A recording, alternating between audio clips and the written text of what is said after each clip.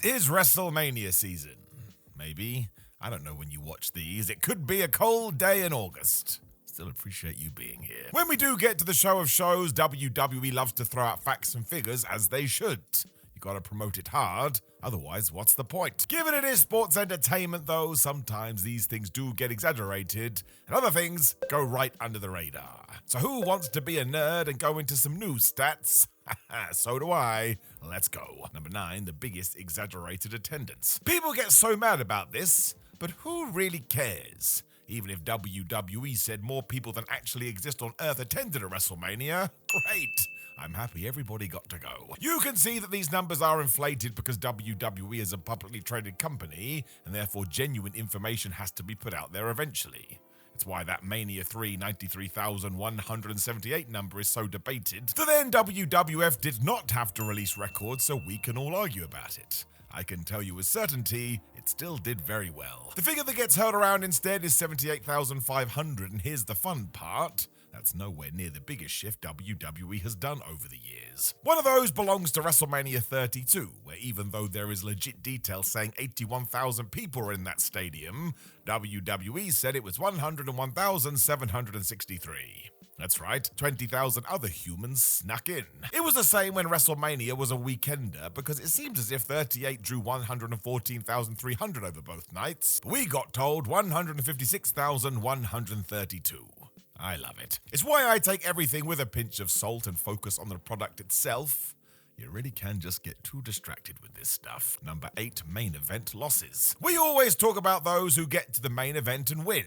Screw that. Tell me about the dudes who finish WrestleMania and then have to be sad.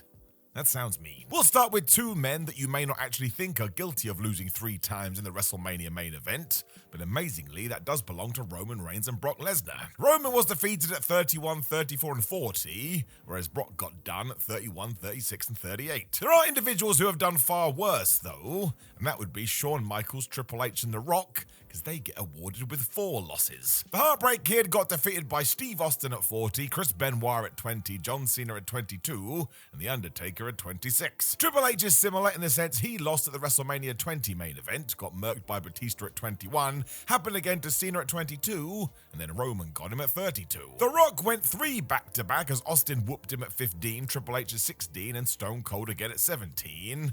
Then, of course, John Cena had his number at 29. Number 7, the biggest gap. Given how big WrestleMania has become, of course, the former stars want a piece of the pie. We want it too, let's not pretend otherwise. It's why we pop. For all these reasons and more, you get superstars returning to the stage years after going away. Look at Stone Cold Steve Austin. When he popped up at WrestleMania 38, he had been away for 19 years. WrestleMania 19 had been his last in the ring. He actually comes nowhere near the record holder, though, as that belongs to Ricky the Dragon Steamboat. He was present for the first 4 Manias when he had a sort of falling out with the WWE, and we didn't see him back at the granddaddy of them all until WrestleMania 25. That is a 21-year gap. There's only a few who could actually turn up to beat that at WrestleMania 41, but the names are sort of like Hulk Hogan, Jazz, or DDP. I can tell you, my friends, that is not happening. I'm sure one day, somehow, somebody will go longer, but don't hold your breath. I mean, that's just a good tip for life. It's not good for you. Number 6, the most celebrities. So, I mean, WrestleMania 41 could beat this. I swear, WWE is officially obsessed. Mania has always been the stage for this anyway, right back to Mr. T and Cyndi Lauper at the first one, which increased the star power. And do not forget that Muhammad Ali was there too. Somehow you have to go back to the second WrestleMania, though, to see it out of control. I suppose it could have been because we hosted the thing in 3 different states, but yeah, there was a total of 26 famous people. Now, a lot of those were athletes because we had that battle royal full of NFL guys, but of course Roddy Piper also had a boxing match with Mr. T. Joan Rivers was even on commentary at one point. This was a little bit nuts. Going back to what we just talked about, though, that is such a high, even with WWE's love of current mainstream media, I don't think this one will ever be top. I mean, it's so egregious, I don't think fans would stand for it, although actually that's never stopped them before. Number 5, the most prolific celebrity. So you can sort of tell if somebody arrives at WrestleMania for a paycheck or to actually have some fun. People like Johnny Knoxville and Bad Bunny clearly love it, whereas others look confused and bored. Some do multiple returns, such as Pete Rose, who basically got into a major feud with Kane, and he appeared at WrestleMania 14, 15, and 2000. Maria Menounos did similar. She competed at 28, and did guest commentary from 31 to 33. She was having a good time. There is one celebrity who stands higher than them all, though. Snoop Dogg. He has made sure to attend 5 WrestleManias, and while some were just backstage, he did get in the ring, and that would be 24, 27, 32, 39, and 40. You'll remember what happened with Shane McMahon and The Miz too. Snoop saved the day. He's also in the WWE Hall of Fame, which is hilarious, but hey, if he is happy to dedicate his time, that's fine by me. That dude must be a fan. Much better than others who basically on screen rolled their eyes and threw a tantrum. And yes, that did happen once. Go back and watch those guest host Raws.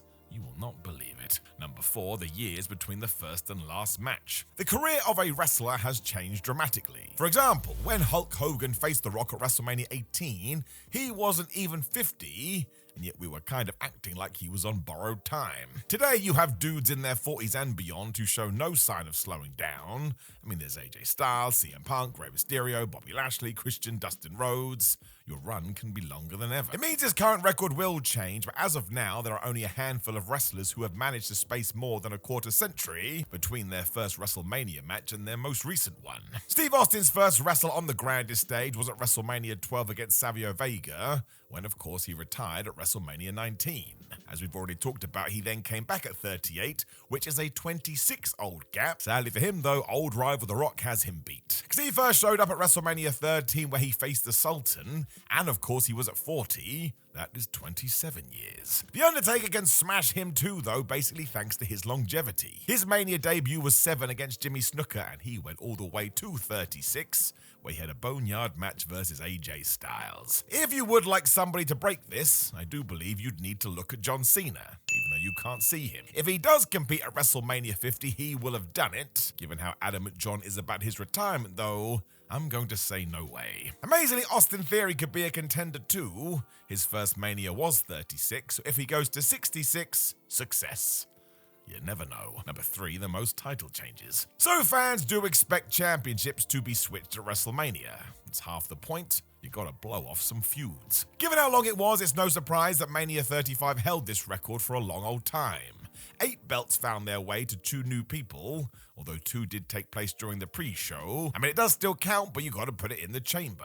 It stood firm for 5 years until WrestleMania 40 rolled around though, cause yeah, we went nuts, although again, I am now talking about the main portion of the pay-per-view should you care about such things. Because over 2 days when the cameras were rolling, 7 titles moved, as we had 2 new sets of tag team champions, a new IC holder, 2 world heavyweight champions as Drew McIntyre and Damian Priest had some fun, a new WWE women's champ, and of course Cody finished his story. If you are not thinking about WrestleMania 41 though, this could easily be shattered because we have more belts right now than ever.